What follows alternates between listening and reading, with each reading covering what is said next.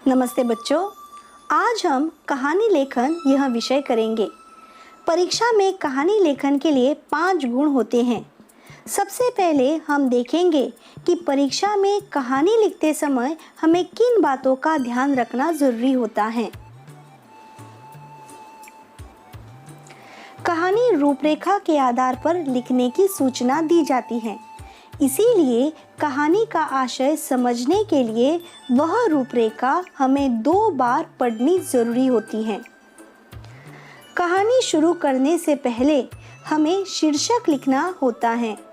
कहानी का शीर्षक कहानी लेखन से संबंधित संक्षिप्त तथा अर्थपूर्ण होना चाहिए। कहानी कम से कम 3 परिच्छेद की होनी चाहिए। कहानी के 3 भाग होते हैं। प्रस्तावना, जिसमें कहानी से संबंधित गांव, पात्र आदि का वर्णन किया जाता है। कहानी का विस्तार, जिसमें कहानी की रूपरेखा में आए घटनाओं को हम अपनी भाषा शैली से रोचक मोड़ देते हैं। और निष्कर्ष, इसमें हम कहानी का समापन करते हैं। कहानी हमेशा भूतकाल में लिखी जाती है। कहीं कहीं घटनानुसार पात्रों के संवाद कभी वर्तमान काल या भविष्य काल में लिखे जा सकते हैं। कहानी का पूरा लेखन रूपरेखा में जो क्रम दिया गया है उसी के अनुसार होना चाहिए।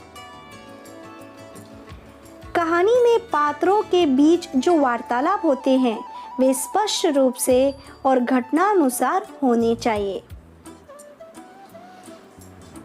कहानी लिखते समय भाषा शैली पर विशेष ध्यान देना चाहिए। भाषा व्याकरण की दृष्टि से शुद्ध होनी चाहिए। कहानी में योग्य स्थान पर विराम चिन्ह आने चाहिए।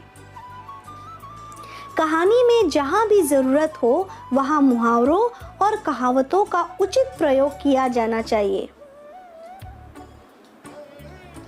कहानी के अंत में सीख लिखने की आवश्यकता होती है।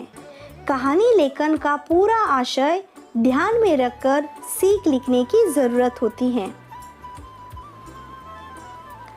अब परीक्षा में गुणों का विभाजन किस तरह से होता है। शीर्षक के लिए 1 गुण, भाषा शैली, मुहावरे, कहावतें, नए शब्द, संवाद, कहानी का क्रम, व्याकरणिक शुद्धि 3 गुण, सीख 1 गुण, कुल गुण 5 गुण। अब हम उदाहरण के तौर पर एक कहानी देखेंगे। परीक्षा में इस तरह से प्रश्न पूछा जाता है। निम्नलिखित रूपरेखा के आधार पर एक कहानी लिखिए।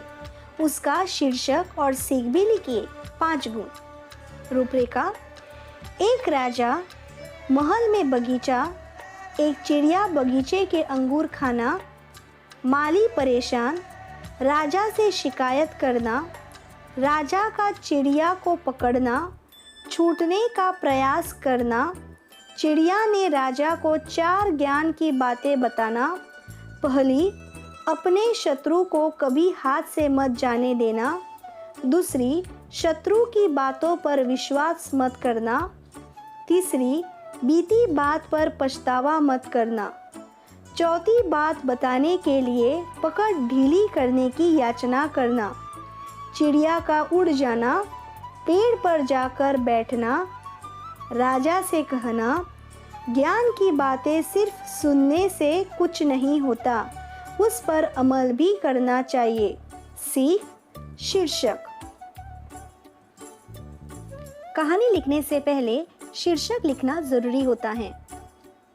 हमारी कहानी का शीर्षक है होशियार चिड़िया। एक समय की बात है। सोलापुर नामक राज्य में चंद्रधर नामक राजा राज्य करता था। उसके महल में बहुत खूबसूरत बगीचा था। बगीचे की देखरेख की जिम्मेदारी एक माली के कंधों पर थी। माली पूरा दिन बगीचे में रहता और पेड़ पौधों की अच्छी से देखभाल किया करता था। राजा माली के काम से बहुत खुश था। बगीचे में एक अंगूर की बेल लगी हुई थी जिसमें ढेर सारे अंगूर फले हुए थे। एक दिन एक चिड़िया बगीचे में आई। उसने अंगूर की बेल पर फले अंगूर चखे। अंगूर बहुत स्वादिष्ट थे। उस दिन के बाद से वह रोज बाग में आने लगी। चिड़िया अंगूर की बेल पर बैठती और चुन चुनकर सारे मीठे अंगूर खा लेती थी तथा खट्टे और अधपके अंगूर नीचे गिरा देती थी।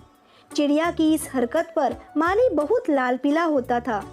वह उसे भगाने का प्रयास करता लेकिन असफल हो जाता था।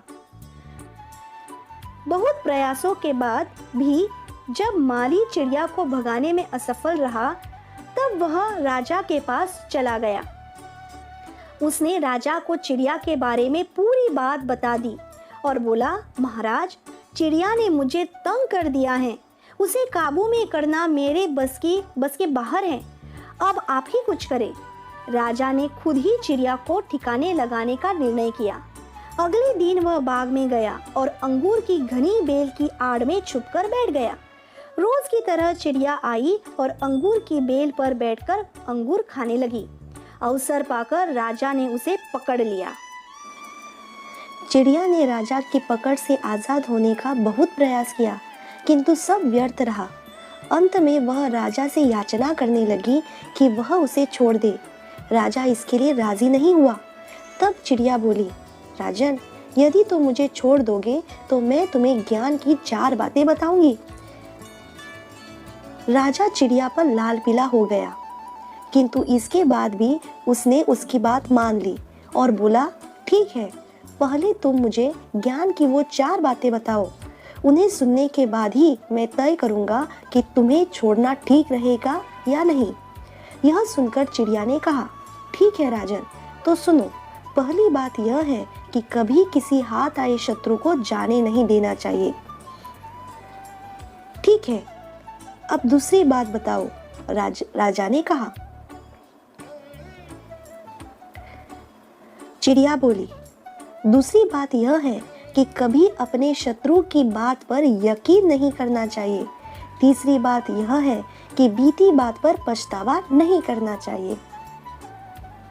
अच्छा, अब चौथी बात भी बता दो, राजा ने चिड़िया से कहा। चिड़िया बोली, राजन, चौथी बात बड़ी गहरी है। मैं तुम्हें वह बताना तो चाहती हूँ किंतु तुमने मुझे इतनी जोर से जकड़ रखा है कि मेरा दम घुट रहा है।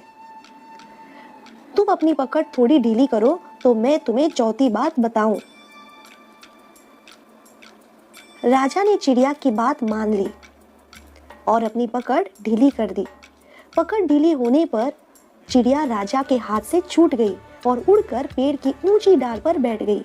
राजा उसे हैरान होकर देखता रहा।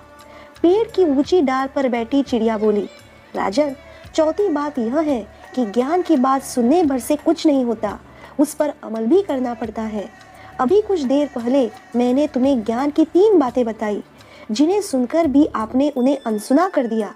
पहली बात मैंने आपसे यह कही थी कि हाथ में आए शत्रु को कभी मत छोड़ना, लेकिन आपने अपने हाथ में आए शत्रु अर्थात मुझे छोड़ दिया।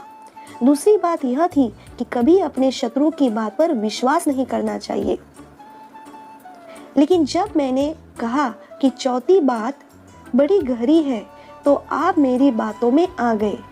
तीसरी बात मैंने आपको बताई थी कि बीती बात पर पछतावा न करें और देखिए, मेरे आपके चंगुल से छूट जाने पर आप पछता रहे हो। राजन, अब पछताए हो तो क्या जब चिड़िया चुग गई खेत। यह कहकर चिड़िया वहां से उड़ गई और राजा हाथ मलता रह गया। सीख, मात्र ज्ञान अर्जित करने से कोई ज्ञानी नहीं बन जाता। ज्ञानी वह होता है जो अर्जित ज्ञान पर अमल करता है। अब आपके लिए स्वाध्याय है। जो जो बातें मैंने आपको बताई है वह सब बातें ध्यान में रखकर आपको एक कहानी लिखनी है। निम्नलिखित रूपरेखा के आधार पर यह कहानी लिखिए। उसका शीर्षक और सीख भी लिखिए। नदी के पास वृक्ष, उस पर कौवे का जोड़ा, नीचे बिल में सांप, रात को सांप का कौवे के बच्चों को खाना, कौवा दुखी, असाय, नदी पर स्नान के लिए राजकुमारी का आगमन, सोने का हार किनारे पर रखना, कौवे का हार उठाकर सांप के बिल में डालना, हार की खोज, सांप का मारा जाना सीख।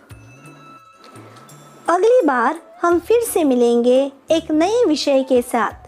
तब तक अपना ध्यान रखना और हाँ, हमारे चैनल को लाइक, सब्सक्राइब और शेयर करना मत भूलिएगा। धन्यवाद।